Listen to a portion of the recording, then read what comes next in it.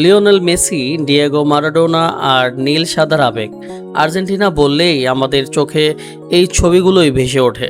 কিন্তু আপনি কি জানেন, এই ফুটবল উন্মাদনার বাইরেও আর্জেন্টিনার এমন কিছু ইতিহাস, ঐতিহ্য আর অদ্ভুত সত্য রয়েছে যা শুনলে আপনি চমকে উঠবেন। আজ আমরা ফুটবলের দেশ আর্জেন্টিনার এমন কিছু অজানা এবং অবিশ্বাস্য সত্য উন্মোচন করব যা হয়তো আপনি আগে কখনোই শোনেননি। চলুন হারিয়ে যাওয়া যাক লাতিন আমেরিকার এই জাদুকরী দেশে।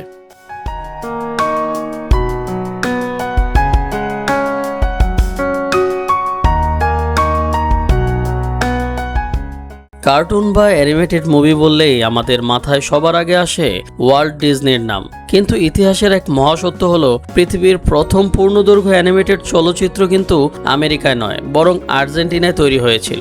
1917 সালে আর্জেন্টাইন কার্টুনিস্ট কিরিনো ক্রিস্তিয়ানি নামের একটি অ্যানিমেটেড সিনেমা তৈরি করেন। এটি ছিল আর্জেন্টিনার তৎকালীন প্রেসিডেন্টের উপর একটি রাজনৈতিক ব্যঙ্গচিত্র।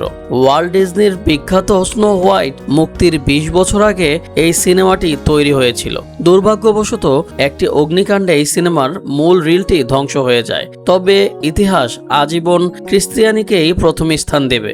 আজকের দিনে অপরাধী শনাক্তকরণে আঙ্গুলের ছাপ বা ফিঙ্গারপ্রিন্ট সবচেয়ে বড় হাতিয়ার। কিন্তু আপনি কি জানেন, অপরাধ বিজ্ঞানে এই বিপ্লবের সূচনা হয়েছিল আর্জেন্টিনায়। 1892 সালে আর্জেন্টিনার নেকোচিয়া শহরে একটি মর্মান্তিক জোড়া খুনের ঘটনা ঘটে। সেই মামলায় তদন্ত কর্মকর্তা হুয়ান ভুসেটিচ নামক এক আর্জেন্টাইন পুলিশ কর্মকর্তা পৃথিবীর ইতিহাসে প্রথমবার দরজায় লেগে থাকা রক্তাক্ত আঙ্গুলের ছাপের সাহায্যে আসল খুনিকে শনাক্ত করেন। এর মাধ্যমেই পৃথিবীতে প্রথম অফিসিয়াল অপরাধ তদন্তে ফিঙ্গারপ্রিন্ট ব্যবহার শুরু হয়, যা পরে পুরো বিশ্ব লুফে নেয়।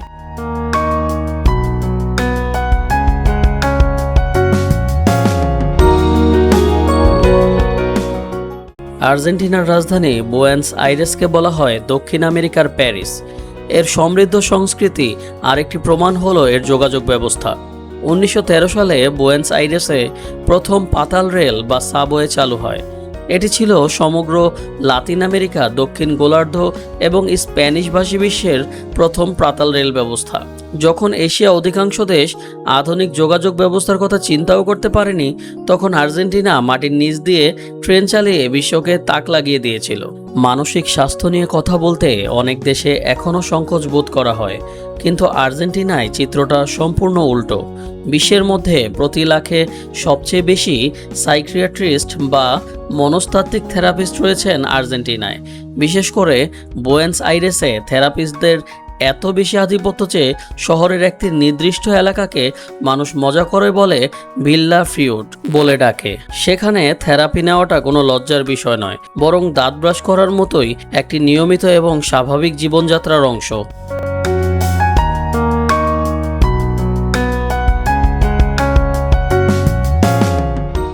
আর্জেন্টিনার অর্থনীতি ও রাজনীতি সবসময় এক রোলার কোস্টারের মতো।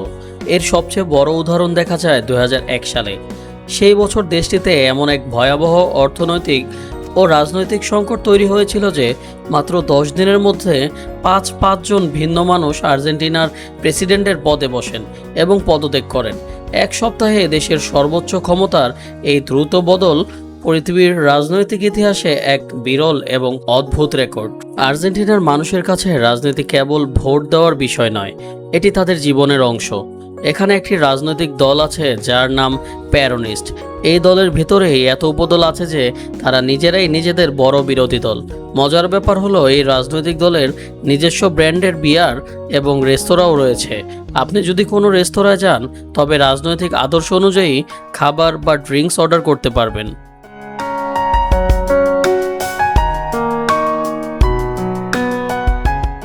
পেঙ্গুইন বললে আমাদের চোখে ভেসে ওঠে অ্যান্টার্কটিকার বরফের ছবি, কিন্তু আর্জেন্টিনার দক্ষিণ উপকূলে, বিশেষ করে পুন্তা তেম্বো এলাকায় প্রতি বছর মার্চ থেকে সেপ্টেম্বর মাসে লাখো লাখো ম্যাগেলিক পেঙ্গুইন আসে বংশবৃদ্ধির জন্য। এই মহাদেশীয় অঞ্চলের সবচেয়ে বড় পেঙ্গুইন কলোনি। বরফ ছাড়াই মাইলের পর মাইল সমুদ্র সৈকতে পেঙ্গুইনদের এই মেলার দেখার এক অপরূপ দৃশ্য। আর্জেন্টাইনদের জীবনের দুটি মূল ভিত্তি হলো ফুটবল আর আসাদো।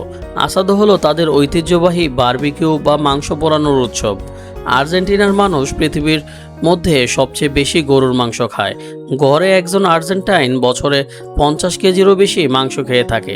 তাদের কাছে আসাদো মানে শুধু খাবার নয়, এটি হলো রবিবার বা যে কোনো ছুটির দিনে পরিবার ও বন্ধুদের সাথে আড্ডা দেওয়ার সবচেয়ে বড় সামাজিক মাধ্যম। তাহলে বুঝতেই পারছেন, আর্জেন্টিনা শুধু মেসির জাদুকরী ড্রিবলিং বা মারাডোনার হ্যান্ড অফ গডের দেশ নয়। এটি মাটির নিচে রয়েছে ডাইনোসরের ইতিহাস, তেমনি এর সংস্কৃতিতে রয়েছে অ্যানিমেশনের আদি গল্প আর মনস্তত্ত্বের গভীরতা। বৈচিত্র্য আর রহস্যে ঘেরা এই দেশটি আপনার কেমন লাগলো? আর্জেন্টিনার কোনো তথ্যটি আপনার বেশি অবাক করেছে তা কমেন্ট করে আমাদের জানান। ভিডিওটি ভালো লাগলে লাইক করুন এবং এমন আরও তথ্যবহুল ভিডিও পেতে চ্যানেলটি সাবস্ক্রাইব করে রাখুন। দেখা হবে পরের ভিডিওতে। ততক্ষণ সবাই ভালো থাকবেন, সুস্থ থাকবেন। ধন্যবাদ।